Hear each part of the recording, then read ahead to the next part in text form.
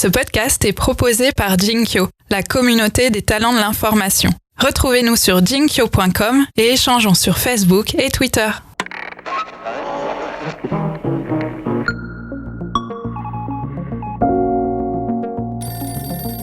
Le chatbot, il a un intérêt qui est vraiment de montrer que l'info, c'est pas compliqué, que c'est hyper accessible, c'est direct dans ton Messenger, c'est en 5 minutes par semaine, etc. Salut à toutes, salut à tous, salut Élise. Salut Jean-Baptiste. Alors aujourd'hui, on est très heureux d'accueillir Léonore de Roquefeuille. Bonjour. Salut. Alors toi, tu diriges le média Vox. Alors Vox avec un E, pas comme le Vox américain. Alors je ne sais pas si c'est pénible d'ailleurs. Non, ils aimeraient bien être comme nous, je peux le comprendre. Ouais, c'est ça. Et vous, le français, vous êtes logé pas très loin de où nous tournons aujourd'hui, puisque aujourd'hui on est exceptionnellement à Station F. Vous êtes dans les bureaux du Startup Garage de Facebook. Exactement. Ça fait combien de temps maintenant ? Ça fait depuis février, ça fait 6 mois. Et alors Vox, le média que tu diriges, s'est donné comme mission d'informer les jeunes sur la politique et même un peu plus que ça, de les engager à s'engager en fait. Et donc tout est parti avec un comparateur de programmes électoraux.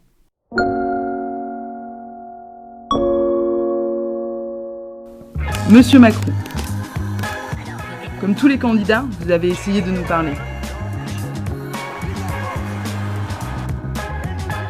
Aujourd'hui, vous êtes président de la République. Et maintenant, nous avons des choses à vous dire. Nous, présidente, on ferait compter le vote blanc. Je réduirai les inégalités salariales. Exemple. Alors on vient d'entendre un son qui date de la campagne de 2017, même si Vox avait commencé dès 2012. À l'époque, vous aviez développé un comparateur, je crois, vous avez aussi fait des vidéos, et aujourd'hui, vous êtes à fond concentré sur un chatbot, sur Messenger. Alors comment est-ce que vous êtes arrivé à la conclusion que c'était la bonne manière aujourd'hui de parler de politique aux jeunes ? Exactement. En fait, on avait créé en 2012. Il faut se remettre un peu dans le contexte. On est à quelques semaines de l'élection présidentielle française. On a une bande de copains qui sont pas particulièrement militants, pas particulièrement engagés et qui ont tous la même volonté qui est de mieux comprendre ce que proposent les différents candidats à la présidentielle. Et donc, on a créé un outil assez simple qui peut, vraiment extrêmement simple, qui est un outil en ligne, un tableau en fait, où je sélectionne 2 candidats, un thème, et je vois exactement qui me propose quoi sur santé, éducation, écologie, etc. Cet outil, comme on n'avait pas les moyens de le faire connaître, on l'a offert à la presse. En fait, on a offert sous la forme de ce qu'on appelle un widget. Donc en gros, c'est un outil qui s'intègre directement sur leur site. Et on était en partenariat avec Le Monde, Le Point, L'Express, Ouest France, qui nous ont permis d'atteindre 1,7 million d'utilisateurs en 2012 avec 0 € globalement. Et donc petit à petit, on s'est dit c'est un outil qui est vraiment utile pour les élections. En 2017, on s'est relancé. On avait déjà cet outil, ce comparateur qu'on avait même développé entre-temps dans plein de pays à l'étranger. Et on voyait un peu les limites de cet outil parce qu'on se disait c'est intéressant pour quelqu'un qui sait déjà a priori qu'il a envie de voter. Et puis l'autre difficulté que pose le comparateur en période électorale, c'est que ce sont les politiques qui définissent quels sont les thèmes qui tombent dans le comparateur, puisque le comparateur est fait en fonction des programmes. Ce sont les politiques qui remplissaient, ou les équipes des politiques qui remplissaient le... Ça peut être nous aussi, ça peut être des militants, ça peut être des volontaires. Il y avait un peu de tout, mais nous, dans tous les cas, on envoyait un mail à l'ensemble des équipes de campagne. On envoyait 1, 2, 3, 45 mails à l'ensemble des équipes de campagne pour qu'ils le fassent. Et en général, on faisait, nous, une base pour chacun pour qu'il y ait quelque chose. Mais la plupart du temps, en fait, en 2017, c'était les équipes qui ont rempli les comparateurs. Toujours est-il que, dans le comparateur, on part du programme écrit, préexistant.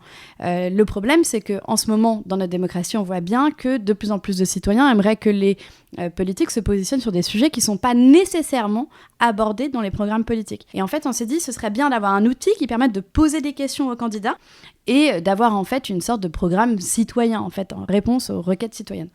Et donc, on a créé au début un forum sur le site. On pouvait sélectionner le candidat auquel on voulait poser sa question. On posait sa question, un algorithme cherchait les questions similaires, on pouvait sélectionner une question similaire ou rajouter sa question. Un peu comme fonctionne Discord, par exemple. Et en fait, en faisant ça, on se rend compte que c'est pas mal, on a un peu de questions, on va les poser aux candidats, on renvoie les réponses, etc. Mais on trouve qu'il n'y a pas tant de questions que ça. C'était en moyenne, par semaine, on récoltait une cinquantaine, 60 questions. Donc là, en 2017, quoi. Ouais, 2017. Donc janvier, février, au moment de la campagne. Ouais, en fait, on était même avant, pendant les primaires déjà, donc en 2016, fin 2016. Et donc, en fait, on s'est dit, mais le problème de poser des questions aux candidats, c'est que tout le monde voit que je pose une question à tel candidat. Quand le candidat me répond, ça partageait automatiquement sur mon fil Facebook. Et donc, on s'est rendu compte que ça brimait un peu des gens. Donc, ce forum, il était sur Facebook? Il était sur notre site, intégré sur le site qui s'appelait à ce moment-là Hello 2017, qui était le site de la campagne de Vox pour 2017, avec d'autres partenaires. Et en fait, on s'est dit, ok, on n'a pas tant de questions qui arrivent que ça, alors qu'il y a plein de questions qu'on veut poser aux candidats. Et donc, on a développé un petit chatbot, c'était le début des chatbots, parce que ça nous faisait marrer déjà de tester l'outil. Et le but, c'était vraiment, tu sélectionnes ton candidat et tu poses ta question dans le chatbot. Le fait que les gens étaient seuls dans le chatbot, que tout le monde ne voyait pas qu'ils avaient posé une question à tel candidat d'extrême gauche ou d'extrême droite, ça les dérangeait moins. Et en fait, on a multiplié par 10 le nombre de questions qu'on recevait. Donc, c'est vraiment, on est passé de 50, 60 questions par semaine à 500 questions par semaine. Donc, sur l'ensemble de la campagne, on a récolté un truc comme 12 000 questions. On en a posé 500 aux candidats et on a reçu en tout 178 réponses. Et donc chacun avait l'impression d'une interaction finalement bilatérale, c'est ça avec... En fait, on recevait directement dans son Messenger Alain Juppé a répondu à ta question. Enfin, si c'était Alain Juppé à qui on avait posé une question. Pour les lecteurs potentiels ou la personne qui veut s'informer, ça crée un lien, une proximité qui est vachement intéressante. Et nous, notre rôle du coup, là on s'est dit, en fait on est vraiment un média. Parce que notre rôle, c'est vraiment de prendre un micro d'un côté et de le tendre de l'autre. Quel est, du coup, à la fin de la campagne, là, avec, avec le bot, vous arrivez à combien d'audience? Quelle audience? À la fin de la campagne de 2017, en fait, 2017, ça a été vraiment un gros appel d'air pour nous. Puisque, en fait, au début, on était à 2000 personnes sur le bot. À la fin des primaires de 2016, à la fin de la présidentielle, on est à 70 000 abonnés. Et 4 mois après la présidentielle, on est à 120 000 abonnés. Tous ces abonnés-là n'étaient pas forcément actifs, parce que c'est des gens qui sont entrés pour la présidentielle et qui après ont un peu perdu en activité. Mais en tout cas, ça a fait vraiment un gros appel d'air. Enfin, on voit souvent ça sur les campagnes électorales. Et vous qualifiez cette audience, donc vous savez qui ils sont, des hommes, des femmes, des jeunes, des vieux Ouais. En fait, c'est... Et ceux qui sont là aujourd'hui, on va dire, c'est-à-dire, comme tu disais, sans doute un peu moins que pendant la présidentielle. En fait, même, on a changé complètement de technologie, nous, et du coup, on est reparti à zéro. Mais on est reparti à zéro il y a un peu plus de 6 mois sur notre audience. Et du coup, c'est une audience qui est en fait assez différente de celle qu'on avait au début. Mais en fait, ce qui est extrêmement intéressant avec un chatbot, c'est que... on a déjà quelques données qui sont les données de Facebook. Ceux qu'on donne de manière publique à Facebook, on a un moyen, nous, de les aspirer. Donc, ça va être tout simplement... les aspirer. En fait, on va en avoir besoin pour interagir avec la personne. Ça va être son nom et son numéro Facebook Messenger. Enfin, son numéro, son ID, quoi. Voilà. Donc, on va avoir son nom, son prénom, son numéro, éventuellement sa photo, son genre s'il l'a renseigné, et sa ville si ça a été renseigné par l'utilisateur. Donc ça, c'est déjà une chose. Ensuite, nous, une fois que l'utilisateur entre dans le bot, c'est important pour nous de le qualifier. Donc, de savoir si il ou elle souhaite qu'on lui parle comme à un homme ou comme à une femme. Donc, on va lui demander son genre. Ensuite, on va demander... quelle est son année de naissance, parce que souvent dans Facebook, elles ne sont pas à jour, afin de savoir est-ce qu'on a déjà, nous, des vieux ou des moins jeunes. On va demander aussi son activité pour savoir si c'est quelqu'un qui est au lycée, on va peut-être lui pousser des contenus sur le bac, alors qu'on ne va pas le faire pour quelqu'un qui bosse depuis 10 ans. Et on demande aussi... Et alors juste là, comme ça, pour savoir à peu près, vous avez quoi comme public? Alors, on est sur 80% de 18-35 ans. L'âge médian, c'est 23 ans et demi.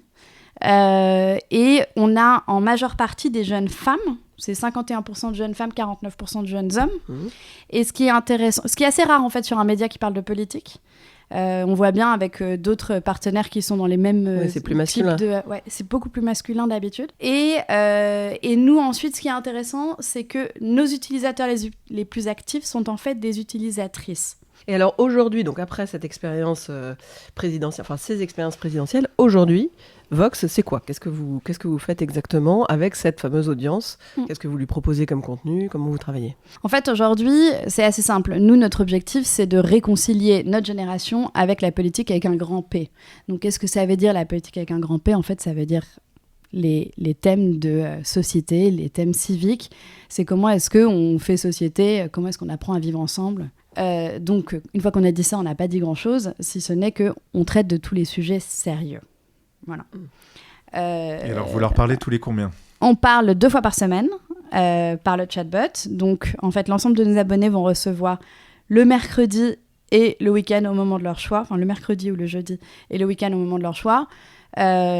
Un récap de l'actu tous les week-ends, sous la forme d'un quiz. C'est extrêmement simple, c'est ludique.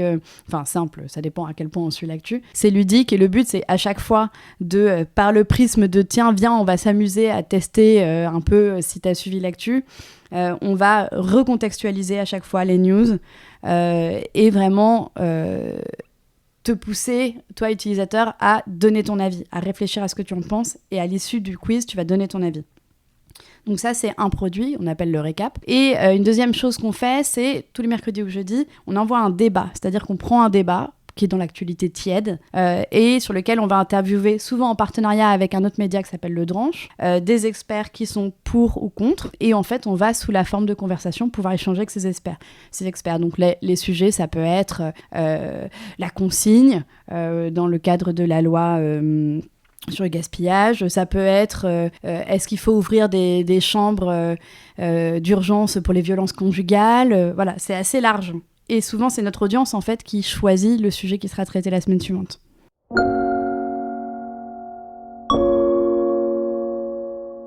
À chaque fois qu'il rentre chez lui, Paul se dit qu'il faudrait vraiment qu'il se remette au sport. Avec le retour du budget participatif, c'est l'occasion. En effet, la mairie de Paris consacre 100 millions d'euros chaque année pour le budget participatif aux projets que les Parisiens ont pour leur ville. Alors, comme on vient de l'entendre, il est question de budget participatif à Paris. Vous parlez aussi de retraite. Et alors, dans ces 2 cas, la spécificité, c'est que vous intervenez en fait auprès d'acteurs publics parce que vous pouvez leur proposer votre outil, vos outils, votre audience, parce que ces organismes, ils ont absolument besoin de parler aux jeunes. Ils ne savent pas toujours comment faire. Alors, est-ce que tu pourrais nous expliquer sur un de ces 2 exemples concrètement comment ça marche ? Ouais, en fait, je le disais tout à l'heure, notre objectif à nous, c'est de réconcilier les jeunes et la politique avec un grand P. Donc, pour faire ça, on s'adresse aux jeunes d'un côté et de l'autre, on s'adresse à la politique avec un grand P. C'est-à-dire qu'on discute avec les administrations et les organisations qui ont un impact dans le débat public. En l'occurrence, là, les 2 exemples que tu prends, donc c'est la mairie de Paris et le ministère de la Santé, avec lesquels on a travaillé sur des sujets assez différents. En fait, ça nous intéresse d'aller voir ce type d'acteurs et de leur dire... Il est important que vous parliez avec la jeune génération et dans toutes les démarches participatives que vous êtes en train de mettre en place, il est fondamental de penser à comment est-ce que je vais faire entrer des jeunes qui ne sont pas n'importe quel public dans ces démarches et comment est-ce que je vais m'adresser à eux en particulier. Et à quel point ils sont conquis d'avance, c'est-à-dire inquiets sur ce sujet et à quel point il faut les évangéliser. Alors ils sont toujours inquiets sur ce sujet. En revanche, il y a une naïveté un peu, à la fois mignonne et en même temps triste, de penser que, en fait, une fois qu'on a lancé une démarche participative en ligne sur les internets, les jeunes vont venir évidemment, puisque on attend que ça, d'avoir une consultation sur la réforme des retraites, par exemple. Donc là, par exemple, si je prends cet exemple de la réforme des retraites, c'est le ministère de la Santé qui, même exactement le Haut Commissariat à la réforme des retraites, qui est mandaté là directement par l'Élysée pour mettre en place une consultation sur qu'est-ce qu'on fait de notre système de retraite avec 42 systèmes différents, etc. Comment est-ce qu'on s'organise ? Donc, lance une grosse consultation sur une plateforme de Civic Tech. Le problème, il n'y a que des vieux qui répondent, évidemment, parce que ceux qui se sentent concernés par la retraite, c'est les vieux. Nous, on a commencé à travailler en se disant, OK, bon, on a d'abord questionné notre audience, qu'est-ce que tu penses de la retraite ? Si je t'en parle, toi, qu'est-ce qui t'intéresse sur ces sujets-là ? Et on a travaillé ensuite avec le ministère de la Santé sur, OK, quelles sont parmi votre consultation les thématiques sur lesquelles ce serait intéressant d'avoir des retours de jeunes ? Et inversement, quelles sont les thématiques qui peuvent intéresser les jeunes. Et on a été toucher notre audience pour la sensibiliser à différents moments. Donc là, c'est exclusivement votre audience ? Nous, là, c'était que notre audience, ouais. Là, c'est combien de personnes ? Là, sur cette opération, on a visé 27 000 personnes et il y en a 17 000, un truc comme 17 ou 18 000, qui ont accepté de continuer l'expérimentation, donc ont vraiment eu différentes conversations sur la retraite avec le chatbot. Et ensuite, on a récolté 3 500 personnes qui sont allées donner une proposition, donc sur la plateforme, ou qui nous ont donné leur avis. Et alors, ce fameux haut commissariat, lui, ce qui l'intéressait, c'était, j'imagine, beaucoup le contenu, le nombre de contributions. Donc déjà, tu disais, il y a eu combien, in fine, puisque, et vous, votre mission, c'est d'aller jusqu'à l'engagement. 3400. Au final, c'est 3400 personnes qui ont fait quelque chose de très concret. C'est-à-dire donc soit formuler une proposition, par exemple sur les nouvelles formes de travail, ce serait intéressant que le nouveau système de retraite prenne ça et ça en compte, par exemple, ou sont allés voter pour des idées qui étaient déjà déposées sur la plateforme. Oui, donc, c'est ça l'idée, c'est pas juste de s'informer sur les retraites, c'est d'aller plus loin, de participer. Voilà. En fait, donc on a informé 17 000 personnes, c'est ça, 17 ou 18, et après, c'est 3 400 qui sont allés faire quelque chose concrètement. Mais en fait, nous, on estimait que déjà, être informé et avoir eu plusieurs conversations sur la réforme des retraites, c'était déjà un premier pas qui était intéressant. Et alors, j'imagine qu'au-delà même du type de proposition, du contenu, comme tu disais tout à l'heure, l'intérêt avec le chatbot, c'est d'avoir des données. Est-ce que c'est ça aussi qui, soit vous intéresse ou intéresse les organismes pour lesquels vous travaillez ? Alors, il faut faire attention de quel type de données on parle. Nous, on a ces données dont j'ai parlé tout à l'heure, donc c'est-à-dire l'activité, l'âge, le genre, le code postal, qui sont des données qui nous sont données volontairement par l'utilisateur. Il est bien au courant qu'il est en train de nous les donner, puisque c'est lui-même qui les tape. Et on lui dit tout de suite, je vais l'utiliser pour faire ceci, cela. Donc ça, c'est important, et c'est des données qui ne sont jamais communiquées, évidemment, aux clients. On ne va pas dire, c'est une telle de tel âge qui habite là, qui a dit ça.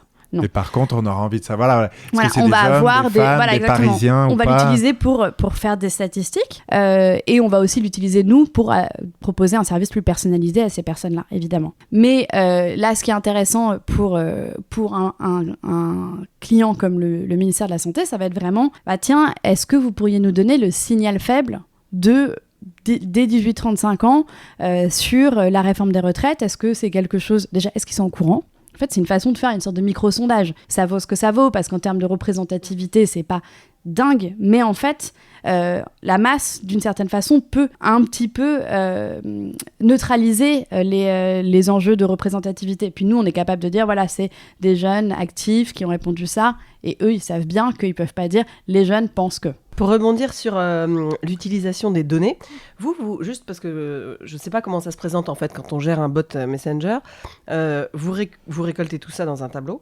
Non. Non, il n'y a pas de données comme ça? Non. Vous ne pouvez pas faire d'analyse de données, de dire par exemple, les personnes qui ont parlé de l'égalité homme-femme, c'est à 76% des femmes? Si. Ça, on est capable. En fait, on est capable de croiser des données, mais il n'existe pas aujourd'hui de fichier de ce que pensent les gens abonnés sur Vox. Ça, on n'est pas capable, mais en revanche, on est capable de croiser.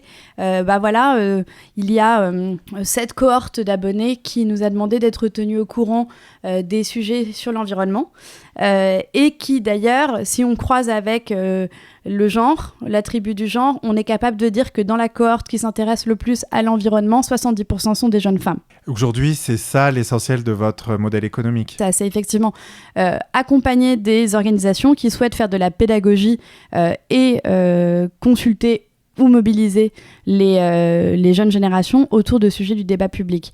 Après, on le fait soit auprès de notre audience, soit en marque blanche, comme plein d'autres médias, avec un studio de création, mais on essaye de faire ça le moins possible maintenant, puisque c'est très chronophage. Oui, et justement, les modèles économiques des médias eux-mêmes sont énormément en train de bouger.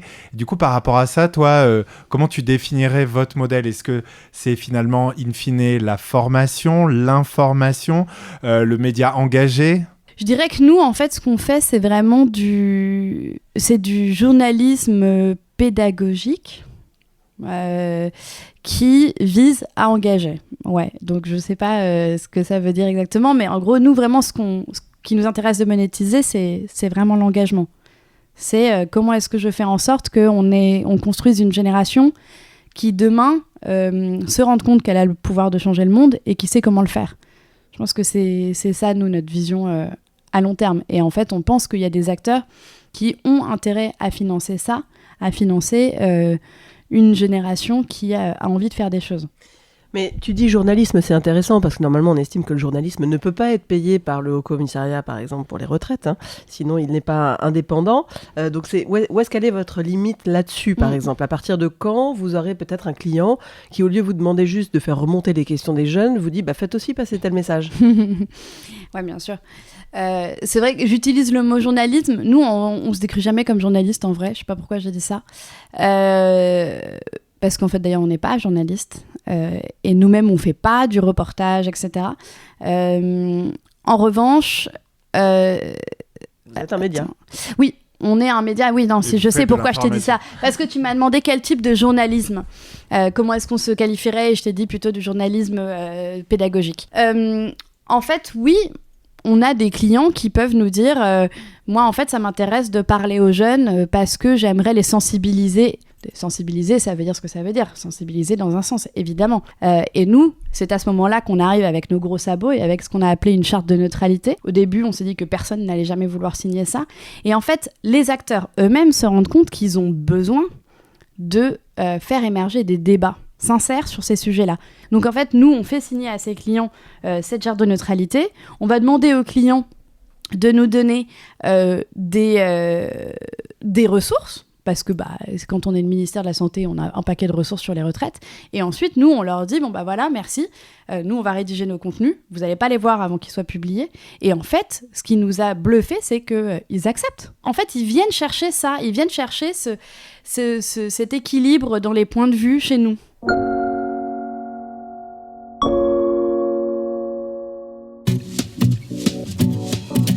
Bonjour à tous et bienvenue sur Toi-même tu peux, le podcast qui donne la parole aux jeunes qui s'engagent en politique pour changer le monde.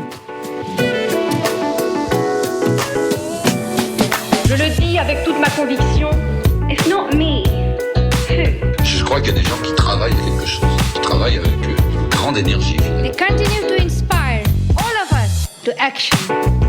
L'idée qu'on a le droit.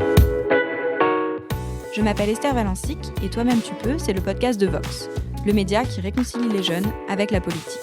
On vient d'entendre un extrait de votre podcast bimensuel, TMTP, Toi-même tu peux. C'est l'un des formats donc, que vous utilisez pour toucher votre audience. Est-ce que c'est un bon canal, le podcast, par rapport à l'audience que vous visez ? Le podcast, on l'a choisi parce que c'est sympa la voix. D'ailleurs, en fait, on est en train d'en faire un, j'avais oublié. Parce que c'est sympa la voix et aussi parce qu'on s'est rendu compte que le chatbot, il a un intérêt qui est vraiment de montrer que l'info, c'est pas compliqué, que c'est hyper accessible, c'est direct dans ton Messenger, c'est en 5 minutes par semaine, etc. Mais en fait, on s'est dit, si on veut vraiment faire en sorte qu'on va créer une génération qui a envie de s'engager, de passer à l'action, il faut qu'elle comprenne qu'il y a d'autres personnes qui le font déjà. Donc, qu'elle comprenne qu'elle-même, elle peut. Donc, toi-même, tu peux. Et on s'est dit que notre mission, elle va plus loin que juste te permettre de comprendre l'actu et de te sentir légitime sur l'info, mais vraiment de t'inspirer à passer toi aussi à l'action. Et donc, c'est pour ça qu'on a lancé ce podcast, ça dure 20 minutes. On l'a fait dans le bot aussi parce que ça nous intéresse. À la fin du podcast, déjà, on peut balancer plein de liens et vérifier si les gens ont cliqué, parce que le gros problème du podcast... Oui, parce que nous, on ne sait pas si les gens vont voir les liens qu'on leur suggère. Bah ouais, ça c'est un peu énervant. Et alors, en fait, nous, ce qu'on sait, c'est que 20% de ceux qui écoutent vont ensuite faire le questionnaire, par exemple. Sur le podcast, et donc en l'occurrence on permet de se tester en fonction du sujet du podcast ou d'apprendre des nouvelles choses, et donc ça on peut traquer, donc c'est intéressant. Vous avez plus d'audience sur le podcast dans Messenger ou sur les plateformes traditionnelles ? Dans Messenger, pour te donner une idée, je crois qu'on est à 2000 abonnés qui reçoivent le podcast toutes les 2 semaines, et sur les autres plateformes on doit être à peu près à l'équivalent. Et en audience, vous savez pas ? Du coup, ça, c'est les abonnés, mais vous savez pas s'ils l'écoutent. C'est les abonnés, c'est ceux qui le reçoivent toutes les semaines. C'est ça, mais vous savez pas s'ils l'écoutent. On sait s'ils l'écoutent, mais on pourra te dire en cumulé combien on est d'écoute, mais c'est pas très intéressant, je pense, sur le long terme. En gros, tu vas avoir évidemment ceux qui sont publiés depuis hyper longtemps, ils sont à plus de 10 000 écoutes, et puis ceux qui viennent de sortir, ils vont passer de 200 à 400 à 500. ça dépend. Mais en gros, ceux qui écoutent le plus, c'est ceux qui le reçoivent par le chatbot, ouais. Donc il y a le Messenger, ça on a bien compris, il y a le podcast. Est-ce qu'il y a d'autres plateformes que vous utilisez, Instagram par exemple? Parce que Facebook, Messenger, c'est marrant de dire ça pour toucher les jeunes. Souvent maintenant on dit, bah non, Facebook c'est déjà pour les vieux. Donc, c'est clair. Facebook, c'est trop un truc de vieux. Mais en fait, nous, notre audience, elle y est encore. Puisque, voilà, la moyenne d'âge, elle est à 23 ans et demi, là, comme je vous disais, c'est l'âge médian. Donc, preuve en est qu'il y a encore cette audience. Après, il faut aussi un peu se calmer sur dire que Facebook n'attire plus du tout les jeunes. En fait, il y a plein de jeunes qui ont Messenger et pas Facebook. Oui. Donc ça, c'est une chose. Enfin, du coup, ils ont forcément Facebook, c'est juste qu'ils n'utilisent pas l'application. Et puis en fait il y a quand même 9 jeunes sur 10 en France qui ont Facebook, donc voilà, ils vont peut-être pas l'utiliser de la même façon. Donc nous on est vachement sur Instagram aussi parce qu'Instagram c'est fun, c'est facile, c'est plus facile en fait de créer et d'expliquer des contenus. Je pense que les stories permettent d'expliquer plein de trucs. C'est un outil qui est hyper ludique et intéressant, je pense, pour raconter, faire de la pédagogie. Ça demande 0 montage, c'est gratos, c'est génial. Ça demande un peu de temps quand même de faire des choses ouais, ça bien demande faites. du temps, mais on n'a pas besoin d'être des pros de Photoshop et tout pour faire des trucs un peu bien, quoi. Et donc ça, c'est quand même super. Enfin, c'est la démocratisation de la pédagogie, c'est cool. Et puis après, nous, on utilise pas mal aussi, du coup, qui n'est pas une plateforme, mais qui est des... En fait, on fait pas mal d'événements. Parce que c'est hyper important pour nous de faire un contenu qui soit le plus près de ses lecteurs possible. Donc évidemment, via le chatbot, on entend tout le temps ce que veulent nos lecteurs et ils nous le remontent et donc on va créer des contenus en fonction. Mais c'est hyper important aussi de se retrouver dans la vraie vie et pour nous, ça a toujours été un truc vraiment qui était partie de notre ADN. Et donc on organise en ce moment des événements qui s'appellent Nays and Politics, par exemple. C'est une soirée où on se retrouve en général entre meufs avec une femme engagée en politique. Pourquoi c'est entre meufs? Déjà parce qu'on se fait faire les ongles et on prend un cocktail et parce que c'est marrant de faire un truc décalé. Le but, c'est aussi de se dire il y a peu de femmes dans l'espace, il y a peu de femmes en politique en fait. Il y a peu de femmes à des niveaux visibles en politique et on a besoin d'avoir des conversations intimistes pour donner envie même à des femmes dans le public de poser des questions. Et donc on se rend compte que là on n'a jamais eu autant de femmes qui posaient des questions, alors qu'avant quand on faisait des événements avec mecs et meufs, il y a que des mecs qui posent des questions. Alors pour terminer, un petit mot sur le programme d'accompagnement dont vous bénéficiez là avec Facebook à Station F, dont je parlais au début. Qu'est-ce que ça vous a ouvert comme outil et peut-être comme réflexion actuellement? Le Startup Garage, du coup, c'est comme ça que s'appelle le programme d'incubation de Facebook. Je dirais qu'il est fondamental sur un sujet surtout, qui est celui d'apprendre à créer des produits qui soient data-driven. Ouais. Donc, gérés par la donnée. C'est-à-dire que on a appris en entrant chez Facebook à monter des tableaux de qu'est-ce qui fonctionne, de suivi de nos abonnés, à quel moment est-ce que les abonnés arrêtent de lire, à quel moment est-ce que les abonnés se réengagent, à quel moment est-ce qu'un utilisateur qui était dormant devient actif, etc. Et en fait, c'est fondamental d'analyser ces trucs, ces données pour prendre des décisions, parce que sinon on prend des décisions qui sont basées sur l'intuition ou sur le goût personnel. J'aime bien traiter les sujets sur l'environnement, donc je vais parler d'environnement à mes utilisateurs. Et j'ai l'impression que tout le monde clique de plus en plus, mais en fait, est-ce que c'est dû au fait que je parle d'environnement ou dû au fait que j'envoie à une heure qui correspond mieux à mes utilisateurs? Ouais, repérer les biais, repérer les biais. Ça, c'est quoi? C'est le A/B testing, c'est ça? Alors, en fait, ça va donner naissance à des simulations en A/B testing, à des expérimentations. C'est-à-dire qu'on apprend vraiment à analyser l'ensemble des contenus qu'on fait et on essaye de neutraliser différents sujets pour comprendre comment agissent nos utilisateurs. Est-ce qu'ils agissent d'une certaine façon parce que le ton est comme ça? Est-ce qu'ils agissent d'une certaine façon parce que le sujet est celui-là? Est-ce qu'ils agissent d'une certaine façon parce que, en fait, la forme du message qu'ils ont reçu est trop long, trop court, le bouton n'a pas fonctionné, etc. Et on essaye d'isoler ces différents éléments pour vraiment comprendre. Ensuite, une fois qu'on a isolé ça, on se dit, d'accord, comment est-ce que je fais pour avoir quelque chose qui corresponde mieux aux besoins de mes utilisateurs et mes utilisatrices, et comment est-ce que je fais en sorte qu'ils s'engagent de plus en plus. Et là, on va dire, on va tester avec ce ton, ce message envoyé à cette heure-là sur la cohorte A, et on va faire la même chose avec un ton différent, un message différent, un des 3 paramètres différents, hop, et on le teste sur la cohorte B. Donc ça, c'est de l'A/B testing. Et c'est ça qui nous a mené à nous rendre compte que, en fait, sur notre audience, celles qui sont le plus engagées sont les jeunes femmes, comme je vous le disais tout à l'heure. C'est elles qui profitent le mieux, qui bénéficient le plus de notre produit.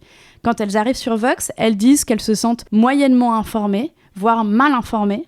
Et au bout de 6 mois sur Vox, en moyenne, elles disent qu'elles sont passées de 2 sur 5 au niveau d'information à 4 sur 5. Alors que les mecs, ils arrivent, ils sont à 4 en moyenne, et au bout de 6 mois, ils sont encore à 4. Donc on se dit, en fait, peut-être qu'on leur sert à rien, alors que les meufs, on voit bien, c'est elles qui s'engagent, c'est elles qui donnent leur avis dans les consultations, c'est elles qui donnent de l'argent à des ONG, etc. Et on se dit, mais en fait, ça se trouve, je sais pas, les meufs, ça fait des millénaires qu'elles se la ferment, et elles ont vraiment envie d'outils comme nous pour aider à se mobiliser. Enfin, en tout cas, on se dit qu'il y a peut-être un besoin d'avoir un média spécifique, intelligent, qui s'adresse aux jeunes femmes. Ça ne veut pas dire que les autres médias ne sont pas intelligents, évidemment, mais qui parlent de sujets sérieux, qui s'adressent aux jeunes femmes et qui leur permettent de s'engager. Donc ça vous fait une mission encore précisée, peut-être à l'intérieur de votre mission globale. Ouais. Eh ben, excellente conclusion. Merci beaucoup, Léonore. Merci à vous. Salut, Élise. Salut. Et à la semaine prochaine. Aparté est un podcast produit par Jinkyo. Il est animé par Élise Colette et Jean-Baptiste Diebold. Notre expert du son et de la réalisation, c'est Raphaël Belon. La communication et les réseaux sociaux d'Aparté sont animés par Laurie Lejeune. Le design graphique a été imaginé par Benjamin Leble et la musique composée par Boris Leble. Vous pouvez retrouver Aparté sur Instagram, en 2 mots, comme en latin, A, plus loin, Parté. Plus loin, podcast. Comme en anglais. Non, comme en latin. Bon, bref, c'est un balado francophone, Aparté podcast. Posez-nous vos questions, suggérez-nous de nouveaux invités, envoyez-nous des étoiles et des commentaires. Et si vous n'aimez pas Instagram, vous pouvez aussi nous contacter sur Twitter. Elisco, ELIZCO. XJBDX. Merci pour votre fidélité.